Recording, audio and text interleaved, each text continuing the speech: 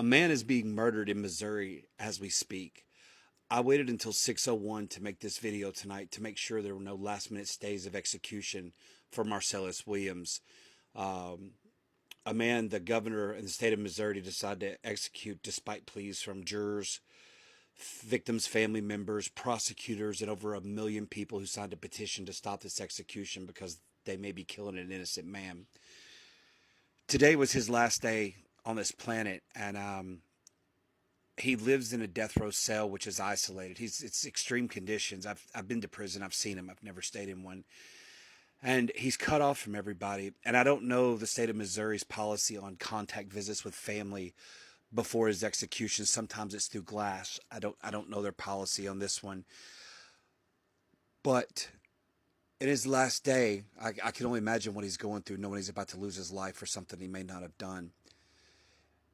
I do know from about 11 this morning till 12:30, he was visited by his imam. You know, he was Muslim, and his final dinner was chicken wings and tater tots, and that made me smile for some reason. I kind of hope they're lemon pepper or chicken wings. Um, he had some time because his execution was be set at 6 p.m. So I don't know if Missouri put a belly chain on him and shackled his ankles and his wrist and attached it to the chain and marched him to the death chamber, or if they secured him to a gurney and took him in. But when you're in the gurney, you've got three straps, usually across your chest, your waist, and your legs to keep you still. And oftentimes you'll have outstretched devices that they'll strap your arms down to. And what they're going to do is they're going to have a primary and a secondary IV, one in each arm. Now, Missouri does allow, if they can't find a vein, they will allow medical technicians to cut your flesh and use forceps to pull a vein up to stick the needle in. It doesn't happen often, but Missouri is kind of a brutal state. You know, the governor murdering Mike Parsons, not known to be a very gentle guy, apparently. And when they get him strapped down, they're going to give him a shot of sodium pentothal, which is a barbiturate that'll help him sleep. How well? Probably not well. And they're going to give him usually a shot of pancurium bromide, which in a massive dose stops breathing by paralyzing the diaphragm and the lungs, therefore kind of suffocating you while you sleep.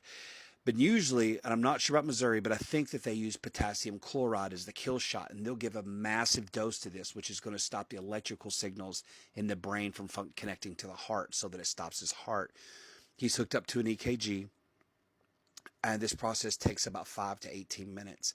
Now, he was pronounced dead, I think, somewhere around 6:20 this evening. I just saw it on my other screen. His imam was with him.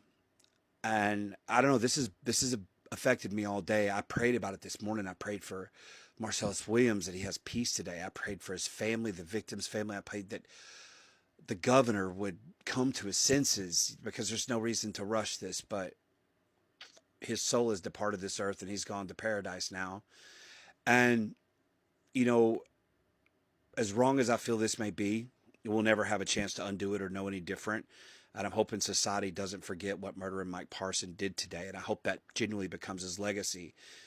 Because someday he and that attorney general in the state of Missouri who pushed so hard for this will stand on Judgment Day. And I can only hope God has mercy on their soul.